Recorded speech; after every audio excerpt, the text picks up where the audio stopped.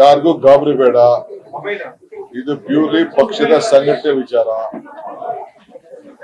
ಎಲ್ಲ ಇಡೀ ದೇಶದಲ್ಲೇ ಎಲ್ಲ ಬ್ಲಾಕ್ಗಳು, ಜಿಲ್ಲಾ ಕಾಂಗ್ರೆಸ್ ಅಧ್ಯಕ್ಷರು ಇದನ್ನೆಲ್ಲ ಚೇಂಜ್ ಮಾಡ್ತಾ ಇದೀವಿ. ಮಲ್ಲಿಕಾರ್ಜುನ್ ಖರ್ಗೆ ಅವರು ಬೆಳಗಾಮಲ್ಲಿ ಏನ್ ಘೋಷಣೆ ಮಾಡಿದ್ದಾರೆ ಅಂತಂದ್ರೆ, this is a year of organisation ಅಂತ ಹೇಳಿದ್ದಾರೆ. ಸಂಘಟನೆಯ ವರ್ಷ ಇದು. ಆ ಸಂಘಟನೆ ವರ್ಷದಲ್ಲಿ ಹೆಚ್ಚಿಗೆ ಜಿಲ್ಲಾ ಕಾಂಗ್ರೆಸ್ ಅಧ್ಯಕ್ಷರಿಗೆ ನಾವು ಶಕ್ತಿ ತುಂಬಬೇಕು ಅಂತ ಅವ್ರು ಹೇಳಿದ್ದಾರೆ. ಅದು ಬೆಳಗಾಮಲ್ಲಿ ತೀರ್ಮಾನ ಆಯ್ತು. ಅದಾದ್ಮೇಲೆ ಡೆಲ್ಲಿಗೆ ಎಲ್ಲ ಡಿಸಿಸಿ ಅಧ್ಯಕ್ಷಗಳನ್ನ ಕರೆಸಿ ಡೆಲ್ಲಿಲಿ ಮೀಟಿಂಗ್ ಮಾಡಿದ್ದಾರೆ. ರಾಹುಲ್ ಗಾಂಧಿ, ಮಲ್ಲಿಕಾರ್ಜುನ್ ಖರ್ಗೆ ಅವರು, ಜನರಲ್ ಸೆಕ್ರೆಟರಿ ಅವರೆಲ್ಲ ಕೂತ್ಕೊಂಡು ನಮ್ಮನ್ನ ಕೆಳಗಡೆ ಕುಂಡಿಸಿ ಎಲ್ಲ ಜಿಲ್ಲಾ ಕಾಂಗ್ರೆಸ್ ಅಧ್ಯಕ್ಷರ ಹತ್ರ ಪ್ರತ್ಯೇಕವಾಗಿ ಒಂದೊಂದು ಡಿವಿಷನ್ ಕರೆದು 300 ಜನ ಕರೆದು ಬೆಳಗ್ಗೆಯಿಂದ ಸಾಯಂಕಾಲ ಗಂಟ ಮಾತಾಡಿದ್ದಾರೆ. ಪ್ರತಿಯೊಂದು ಯಾವ ರೀತಿ ಬಿಲ್ಡಿಂಗ್ ಕಟ್ಟಬೇಕು, ನೀವು ಯಾವ ರೀತಿ ಆಫೀಸ್ ಸ್ಟ್ರಕ್ಚರ್ ಮಾಡಬೇಕು, ನಿಮ್ ಜವಾಬ್ದಾರಿ ಏನು ಅಂತೇಳಿ ಅದನ್ನ ಹೊಸ ಒಂದು ರೂಪ ಅದಕ್ಕೆ ಕೂಡ ಕೊಟ್ಟಿದ್ದಾರೆ. ಈಗ ನೋಡಿ, ನಮ್ಮ ವರ್ಕಿಂಗ್ ಪ್ರೆಸಿಡೆಂಟ್ ಇಲ್ಲಿದ್ದಾರೆ. ಇವರು ಅವರೇ ಹೋಗಿ ಒಂದು ಜಿಲ್ಲೆಗೆ ಅವ್ರಿಗೆ ಹಾಕಿದ್ದಾರೆ. ಅಲ್ಲಿ ಯಾರು ಮಾಡ್ಬೇಕು, ಏನ್ ಮಾಡ್ಬೇಕು ಅಂತ ಪ್ರತಿಯೊಂದು ಬ್ಲಾಕ್ ಅಲ್ಲೂ ಕೂಡ ಅವ್ರು ಹೋಗಿ ಮೀಟಿಂಗ್ ಮಾಡ್ತಾ ಇದ್ದಾರೆ. ಹರಿಪ್ರಸಾದ್ ಇನ್ಚಾರ್ಜ್ ಸೆಕ್ರೆಟರಿ ಕೂಡ ಅವರೇ ಹೋಗಿ ಅಲ್ಲಿ ಮೀಟಿಂಗ್ ಮಾಡ್ತಾ ಇದ್ದಾರೆ.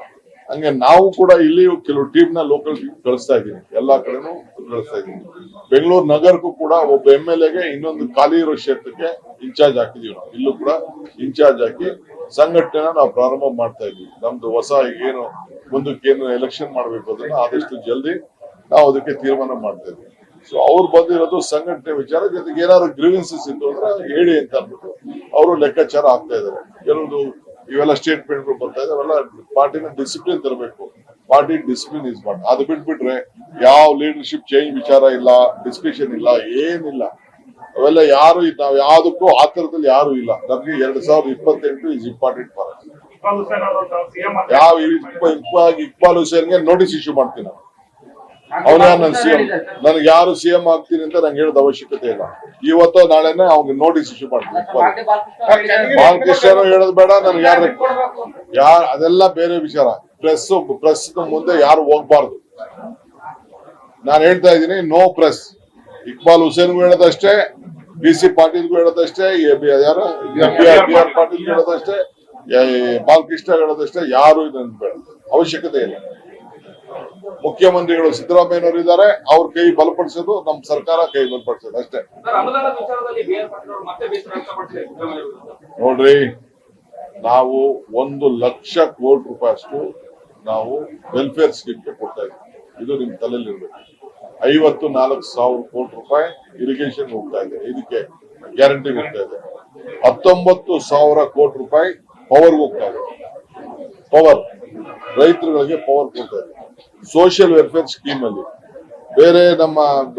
ಬೇರೆ ಎಲ್ಲಾ ಕಡೆ ಸ್ಕೀಮ್ಗಳು ಒಟ್ಟು ಸೇರಿದ್ರೆ ಹೆಚ್ಚು ಕಮ್ಮಿ 1,00,000 ಕೋಟಿ ರೂಪಾಯಿ ಅಷ್ಟು ನಾವು ವೆಲ್ಫೇರ್ ಸ್ಕೀಮ್ಗೆ ಕಾರ್ಪೊರೇಷನ್ ಇಂದ ಹಿಡಿದು ಬೇರೆ ಎಲ್ಲಾ ಕಡೆನೂ ಕೂಡ ನಾವು ವೆಲ್ಫೇರ್ ಸ್ಕೀಮ್ಸ್ಗೆ ಜನರಿಗೆ ನಾವು ಸಹಾಯ ಮಾಡ್ತಾ ಇದ್ದೀವಿ. ಅದು ಯಾರಿಗೆ? ಅದು ಜನರ ಅಭಿವೃದ್ಧಿಗಲ್ವಾ, ಕ್ಷೇತ್ರಕ್ಕೆ ಅಭಿವೃದ್ಧಿಗಲ್ವಾ? ಎಲ್ಲಾ ಡಿಪಾರ್ಟ್ಮೆಂಟ್ ಅಲ್ಲೂ ಕೂಡ ಒಂದೊಂದು ನಿಗಮಗಳಿದೆ. ಆ ನಿಗಮಗಳಲ್ಲಿ ಗಾಡಿ ತಗೊಳ್ತಾ ಇದೀವಿ, ಈಗ ರೈತರಿಗೂ ಕೊಡ್ತಾ ಇದೀವಿ, ಮನೆಗಳು ಕಟ್ಕೊಡ್ತಾ ಇದೀವಿ, ಈ ಹೌಸಿಂಗ್ ದುಡ್ಡು ಕೊಡ್ತಾ ಇದೀವಿ. ಇದೆಲ್ಲ ವೆಲ್ಫೇರ್ ಸ್ಕೀಮ್ ಅಲ್ವಾ? 1,00,000 ಕೋಟಿ ರೂಪಾಯಿ ಕಡಿಮೆ ಏನಿಲ್ಲ. ಅದು ನಮ್ಮ ರಾಜ್ಯದಲ್ಲಿ ಆಗ್ತಾ ಇರೋಷ್ಟು ವೆಲ್ಫೇರ್ ಸ್ಕೀಮು ಈ ದೇಶದಲ್ಲಿ ಯಾವ ರಾಜ್ಯದಲ್ಲೂ ಇಲ್ಲ. ಅದನ್ನ ಎಲ್ಲರೂ ಕೂಡ ಅರ್ಥ ಮಾಡ್ಕೊಂಡು ಮಾಲೂರು MLA ನಂಜೇಗೌಡರಿಗೆ ನೀವೇನ KMF ಅಧ್ಯಕ್ಷ ಸ್ಥಾನ ಕೊಡ್ತೀವಿ ಅಂತ ಭರವಸೆ ಕೊಟ್ಟಿದ್ದೀರಂತಲ್ಲ ಸರ್, ನಿಜನ ಅವರೇ ಹೇಳಿದ್ದಾರೆ? ನಾನು ರಾಜಕಾರಣ, ಕೋಆಪರೇಷನ್ ಬೇರೆ, ಪೊಲಿಟಿಕಲ್ ಡೆವಲಪ್ಮೆಂಟ್ ಬೇರೆ, ಅದೆಲ್ಲ ನಾನೀಗ ಚರ್ಚೆ ಮಾಡಕ್ ಹೋಗುದಿಲ್ಲ. ಹೆಚ್ಚಿನ ಸುದ್ದಿಗಳಿಗಾಗಿ ನಮ್ಮ ಚಾನೆಲ್ನ ಸಬ್ಸ್ಕ್ರೈಬ್ ಮಾಡಿ.